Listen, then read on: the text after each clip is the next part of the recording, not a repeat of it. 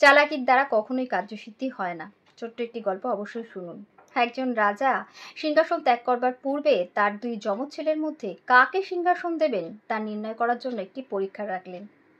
তিনি দুই ছেলেকে ডেকে প্রত্যেক ছেলের হাতে একটি করে তরমুজের বীজ দিয়ে বললেন, যে এই বীজ থেকে সব থেকে ভালো তরমুজ উৎপন্ন করে আমাকে দেখাতে পারবে সেই হবে সিংহাসনের প্রকৃত দাবিদার। মাসখানেক পর দুই ছেলে রাজার কাছে এলো। প্রথম ছেলে রাজাকে একটি বড় তরতাজা তরমুজ দিল। দ্বিতীয় ছেলের হাত খালি ছিল। রাজা কারণ জানতে চায়। দ্বিতীয় ছেলে বলল, বাবা, আমি বীজ রোপণ করে যথাসাধ্য চেষ্টা করেছি, তরমুজ দূরে থাক, ভ্রূণ পর্যন্ত উৎপন্ন করতে পারিনি। এই কথা শুনে রাজা মুচকি হেসে প্রজাদের উদ্দেশ্যে দ্বিতীয় ছেলেকে দেখিয়ে বললেন, এই হলো তোমাদের আগামী রাজা। এই কথা শুনে প্রথম ছেলে অবাক হয়ে বলল, বাবা, আমি তোমাকে এত ভালো একটা তরমুজ দিলাম, ও তো তোমাকে কিছুই দেয়নি। তারপরেও? রাজা রেগে গিয়ে বললেন, অধম, আমি যে বীজ দুইটি দিয়েছিলাম সেই দুইটি বীজ থেকে চারা উৎপন্ন হওয়া কোনোভাবেই সম্ভব নয়। বীজ দুইটি নষ্ট ছিল।